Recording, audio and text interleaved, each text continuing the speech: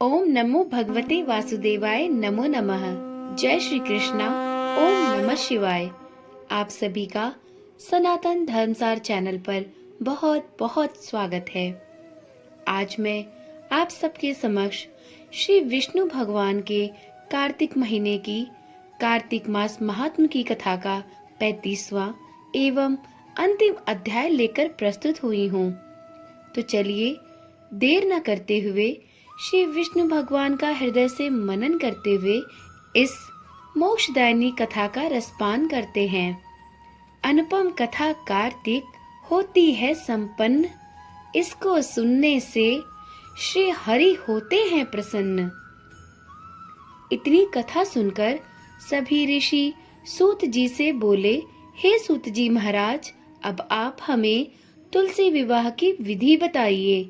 सूत जी बोले, कार्तिक शुक्ल नवमी को द्वापर युग का आरंभ हुआ है, अतः यह तिथि दान और उपवास में क्रमशः पूर्वाहन व्यापनी तथा पराहन व्यापनी हो तो ग्राह है।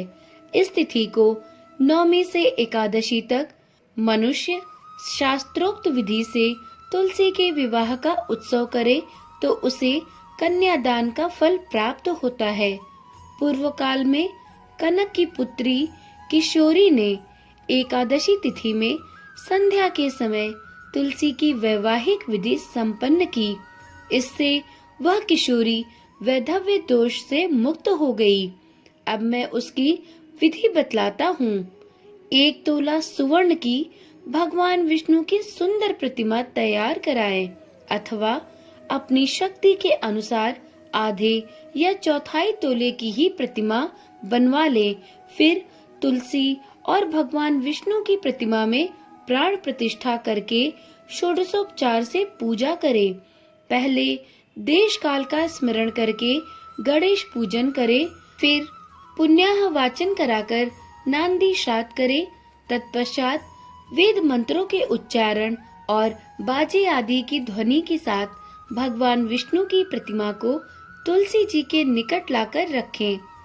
प्रतिमा को वस्त्रों से आच्छादित करना चाहिए। उस समय भगवान का आवाहन करें, भगवान केशव कृपया आइए। हे देव, मैं आपकी पूजा करूंगा या करूंगी। आपकी सेवा में तुलसी को समर्पित करूंगा अथवा करूंगी। आप मेरे संपूर्ण मनोरथों को पूर्ण करें। इस प्रकार आवाहन के पश्चात 3-3 बार अर्घ, पाद और विष्टर का उच्चारण करके इन्हें बारी बारी से भगवान को समर्पित करें। फिर आचमनीय पद का 3 बार उच्चारण करके भगवान को आचमन कराएं।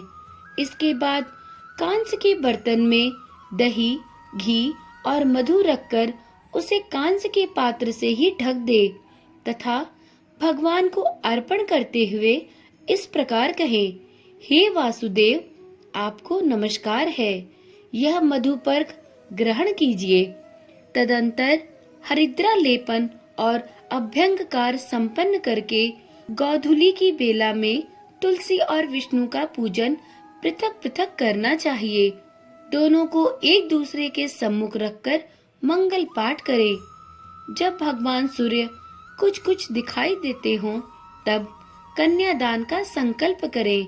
अपने गोत्र और प्रवर का उच्चारण करके आदि की 3 पीढ़ियों का भी आवर्तन करें। तत्पश्चात भगवान से इस प्रकार कहे, आदि, मध्य और अंत से रहित त्रिभुवन प्रतिपालक परमेश्वर, इस तुलसी दल को आप विवाह की विधि से ग्रहण करें।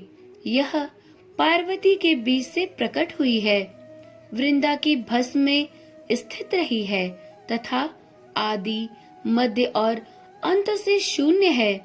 आपको तुलसी बहुत ही प्रिय है, अतः इसे मैं आपकी सेवा में अर्पित करता हूँ। मैंने जल के घड़ों से सींचकर और अन्य प्रकार की सेवाएं करके अपनी पुत्री की भांति इसे पाला पोसा और बढ़ाया है।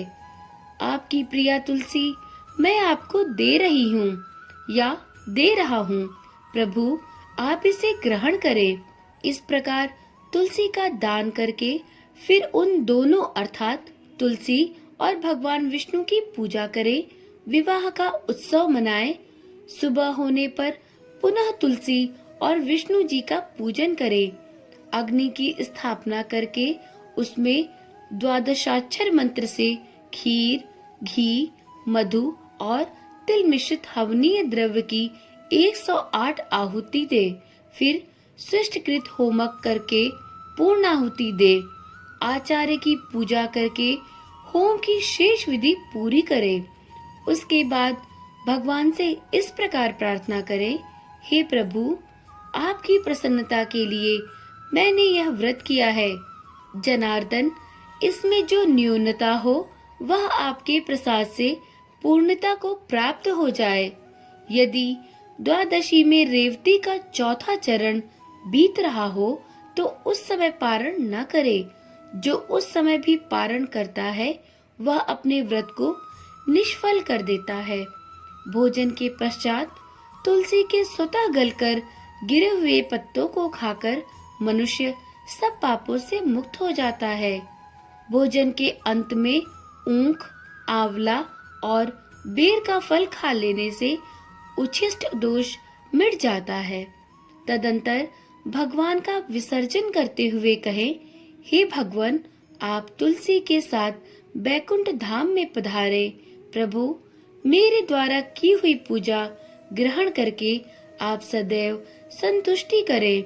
इस प्रकार देवेश्वर विष्णु का विसर्जन करके मूर्ति आदि सब सामग्री आचार्य को अर्पण करें।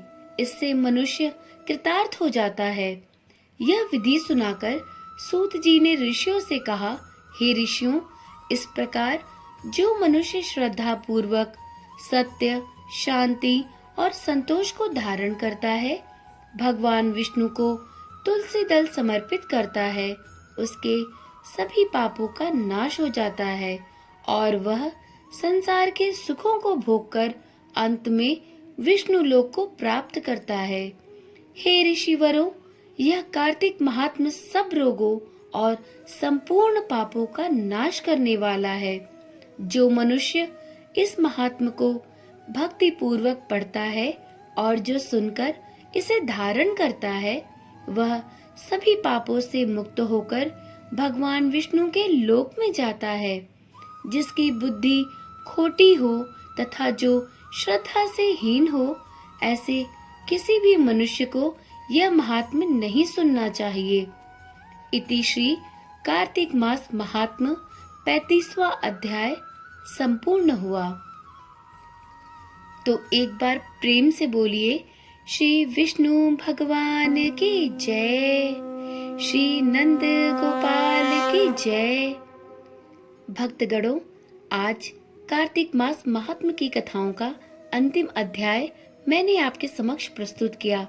उम्मीद करती हूँ मेरा यह कार्तिक मास महात्म्य की कथाओं को सुनाने का प्रयास आप सभी को पसंद आया होगा। तो चलिए फिर मिलते हैं आगे इसी प्रकार की कहानी, कथाओं और वीडियोस के साथ। कृपया यदि आप चैनल पर नए आए हैं तो इस चैनल को अवश्य ही सब्सक्राइब करें। तो चलिए फिर मिलते हैं कल एक नई कथा कहानी के साथ। तब तक के लिए ओम नमः शिवाय, जय श्री कृष्णा, राधे राधे।